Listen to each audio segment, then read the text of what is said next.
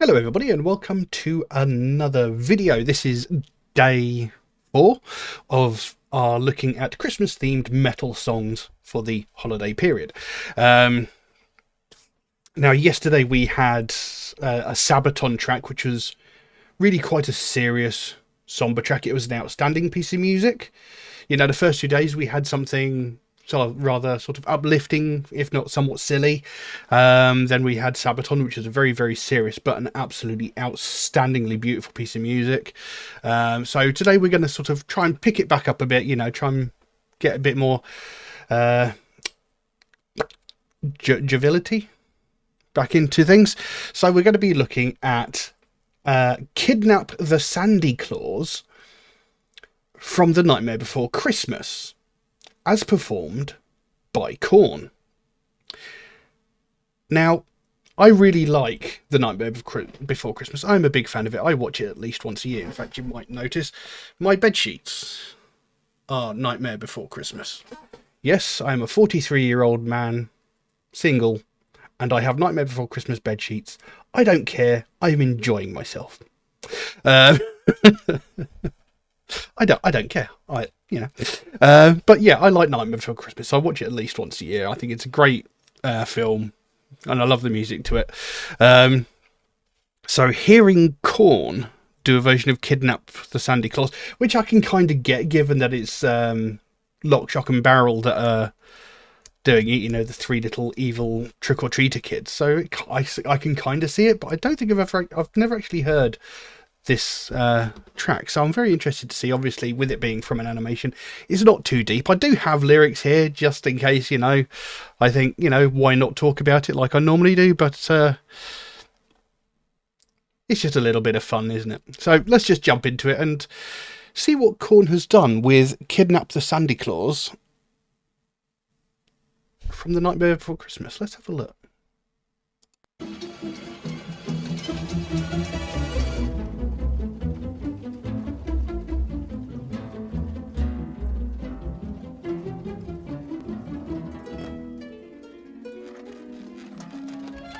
Kidnap Mr. Sandy Claus? I want to do it. Let's draw straws. Jack said we should work together. 3 of a kind. Birds of a feather. Now and forever.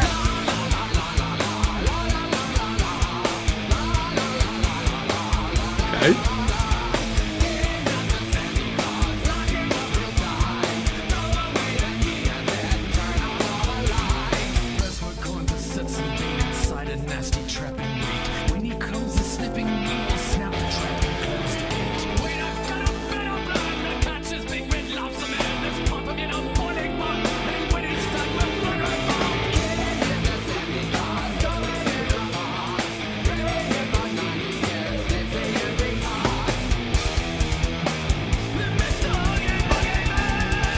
Okay, yeah.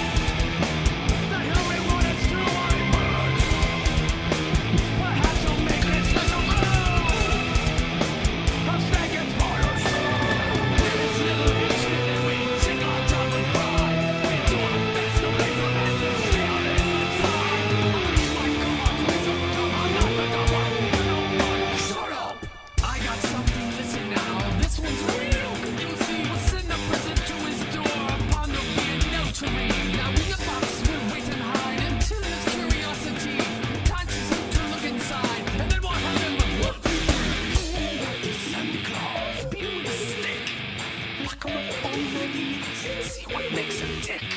Can up his Santa Claus, chop him into bits. Mr. Oogie Boogie is sure to get his kicks.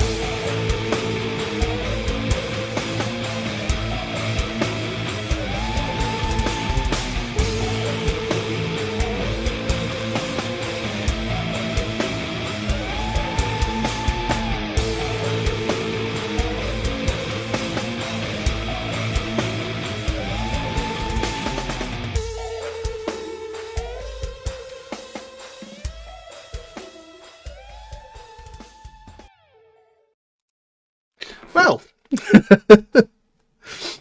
that actually worked a lot better than I thought it would. I mean, like I said, I love the animated, I love the film Nightmare Before Christmas anyway. I think it's really, really good. I know pretty much all of the songs word for word. In fact, at one point I could probably quote you the whole film from start to end word for word, because I watched it that much. And just hearing Korn's take on this was brilliant. And I'm not certain, but I think it wasn't only Jonathan Davis doing the vocals for this. It sounded like at least 2 different people were doing it. I could be mistaken. But yes, I like the way it was done. I think it was very, very well done. And it worked. It worked. Korn's style of music worked very well with the song, with the way that this song is within the film, because, most of the film they're trying obviously to make Halloween Town into a sort of ad hoc Christmas town, as it were. But then you've got these 3 little trick-or-treaters who really aren't even interested in being part of it, and they're trying to be all evil and creepy and nasty. So it really, really fits, and it sounds really, really good. I like it. And of course, excuse me, Jonathan with his brilliant sort of manipulation of his vocal style. He can do that weird sort of creepy sound, he can do a sort of cleaner sound, he can do a higher pitched sound, and then he can do his deeper and then his also growled vocals, and he sort of seemed to get as much of those in as he possibly could throughout this. Excuse me, bloody hell. And it really worked. And the piece of music itself is just very well done. There's a point where the tempo of the piece of music changes and they sort of drop into that sort of almost heavy, chuggy piece of music, like the sort of music you'd expect from Korn. I mean, it's very, very different to what you hear from Danny Elfman. Let's say that much, I mean, whilst we know Danny Elfman has had a past with, was it Oingo Boingo? I can't remember the name now.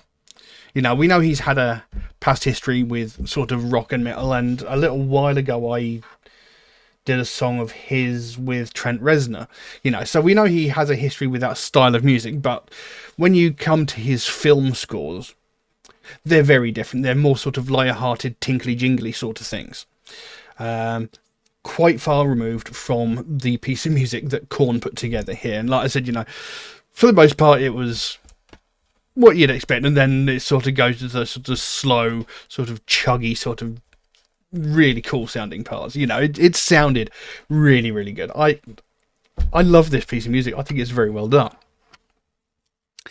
Now, I have lyrics here. Do I really want to talk about them? Because I'm willing to bet most people who know this song, know the context of the song, probably know the film, probably know all the lyrics. So, do I really want to talk about them? I mean,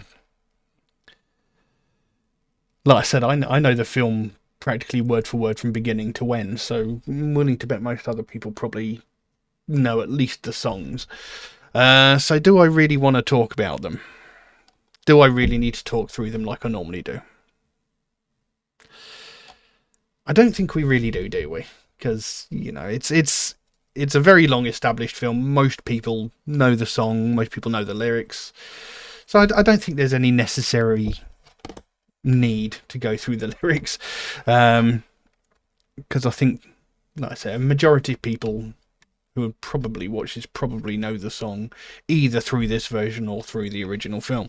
And like I said, with it being an animated film, there's not really much deep meaning behind it. And if you're familiar with the film, you know the context of the story throughout the lyrics anyway. So there's not really much point in me talking about the lyrics. So I don't think I will. Plus the fact, you know, I'm sitting here with this thing on my head. I'm boiling hot. I've been very, very busy today. I've been baking, of all things. And yeah, I'm exhausted. I almost didn't bother recording this. Not I didn't bother. I almost didn't record this video because I was so knackered. But I persevered. So we'll leave the lyrics for this one, I think. We'll just enjoy the song as it was and leave it at that. So yeah, we'll leave that as it is. Now, if you enjoyed this video, please consider giving a like and a subscribe if you're not already, because that would really, really help the channel out. You know, at the moment, as it stands, I think barely even 1% of people watching my videos are actually subscribed, and that's a little bit disheartening. You know, and I put a lot of time and effort into making these videos. I spend a lot of time recording and editing, and I'm uploading them onto YouTube, and they're just disappearing. You know, they're not getting suggested to people. They're just sort of disappearing off into the algorithm, and that's a little bit disheartening, because, you know, put a lot of time and effort into them, and yeah. So, you know, if you could like and subscribe, it really, really does help the channel out. You know, it doesn't cost you anything. It takes you a fraction of a second, and it makes a big difference to the channel. But that's all I've got for you today. Thank you all very, very much for watching, and I'll see you again soon. Bye-bye.